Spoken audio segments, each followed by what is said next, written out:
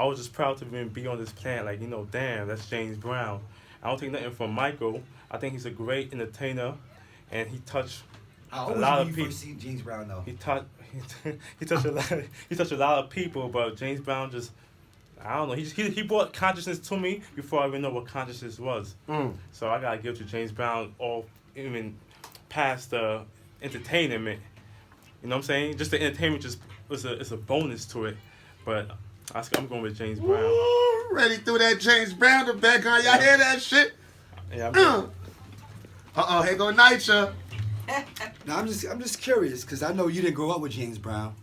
No, I mean, yeah, Blue. You on blast now. You on blast. I like that. Shots fired. Now you're absolutely right. I didn't grow up on James Brown, but when I was a young nigga, I don't know if y'all remember, they had this time commercial that used to come on TV. You used to buy a catalog for CDs and shit. Yeah. And this James Brown commercial used to come on like, "This is a man's world." You know what I'm talking about? Yeah. And every time, and that was like I said, I didn't know about conscious. I was a little nigga, so that was the first thing that planted in my head until I do my own research on James Brown. What's up, Nitro? Now, like I grew up in Michael Jackson. You know what I'm saying? I grew up with Michael Jackson. You know what I'm saying? My shit was beat it. My shit was beat it. You know what I'm saying? Classic. You know what I mean? Was that Eddie Van Halen playing the guitar and all that shit? I fucks with that. Yeah. Anyway, doing research. Now I won't even say doing research. It's just like when I prefer Mike at first. That's my era. Everybody tends to prefer their own era. Yeah. You know what I mean? It's just if you go before James Brown, people probably tell you before James it was Sammy Davis. It was Little Richard. Chuck Berry. Probably, Chuck Berry you know what I'm too, saying? yes. So, but everybody usually sticks to their era. But like I said, when you get older, it was something about James. Seeing him do the hucklebuck, seeing him put the cape over him, seeing him with the big old perm, seeing him say, "I'm black and I'm proud, say it loud." You know what I mean? It kind of transcended. So, now at this elder states, I kind of, lean towards James. But, you can't slight the king of pipe nonetheless either, so. Word. Good breakdown. What you say, Marz? Well, I'm definitely not in James Brown era, you know what I'm saying? I wasn't even thought of yet. My pops probably wasn't even, you know what I'm saying? I had that Mike now. Now, Mike now, you know what I'm saying? Mike was definitely influential. And I'm not going to sit here and say who was better. Yeah. But I'm going to say for my pick, you know what I'm saying? I'm going to go with Mike because that's my era. Yeah. And I know everything Mike, you know what I'm saying? Yeah. So, but crazy thing is this is true story. I just seen on YouTube James Brown telling Mike and Prince to come on the stage. Yeah, I see And that. that was recently, y'all. That's I classic. to everything like 2 days ago. That's So that right there just show you like he passed the torch. Like he basically said, "Yo, this is Marz, but I know you up next." So Facts. I could tell that that was all James Brown shit. You know what I'm That's a saying? fact. Mike was the guest, right? Exactly. Yeah. He told Mike, hey, come on. Him Mike and was Prince. sitting, and they came and they rocked out a little bit. Yeah. And you know what I'm saying? And Mike got his sauce from James Brown. Word. So, like I said, Mike is my era, but I know James Brown paved the way, so you got to respect that too. That's all it's about, is a matter of respect. Exactly, That's all it's really And see, about. they have to have respect for each other. You know what I'm saying? Exactly. And I think that's what gotta be in the game now. In the game now, they ain't doing that. Yeah, so I think we need to rub off that love, That's a fact. and split into the next people. Word. And Exactly. it's money for everybody. But that's what I'm talking about. Exactly. Facts. Shana Lee, what's your pick? Hey y'all. So I come with a different perspective, right? So for me, when it comes I was young, of course, but growing up, I like to look at Mike. Yeah. So as an entertainer, what he had on, how his hair was done, Yes. what shoes he wore, Yes. that was my thing for Mike. So I kind of related to that. Yeah. When it came to James Brown, yes, he did well, but I had more of an attraction and more of an interest In Mike. in Mike.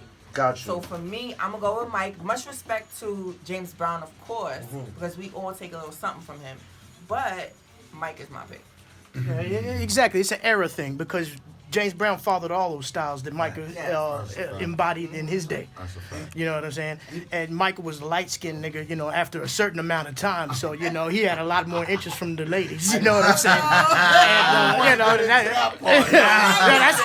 that's why, you know, after that weird shit kicked in and, you know, he lost all his fucking memories and his pussy game kicked up a little bit. I'll tell you this much, yo. Like on my side, like they always prefer, like, you know, I'm fair skinned, but my they always like the dark skin. So they love big James with the big perm, Huckle Bucket and all that. When they dropped the cape on him, Grady nearly fell the fuck out. So you know what I'm saying? So you know what I mean? It's all good. The light skinned nigga James Brown style. Big Nose Mike was dope too. Big Nose Mike. He was dope too. I nearly cried looking at that shit with Rock With Me. Oh yeah. When he with the silver, when he had the silver Uggs on. Yeah. Silver Ugg. Oh no. Nah, I nearly cried at that shit. That nigga, he was black and black. Nah, I mean, like, yo, that shit. And yo, I'm gonna say this. Both of them was very, very, very, very, very influential, right? And without a doubt, we know that Mike got a lot of sauce from James. Right. And I'm a person that came up in the Mike era. You know what I'm saying? When I came up, I'm gonna keep it 100 with y'all. I had the motherfucking Michael Jackson dog, my nigga. Glove. I had the glove. I had the VHS jackets. I'm not even going front. I was trying to do the moves and all that, right? I thought Mike was the illest nigga on the planet, right? And now I always knew about James from, you know, my brother and them, record collection, sampling, my mom's record collection. But it wasn't until I got older and I really got to see the footage of that man, James Brown.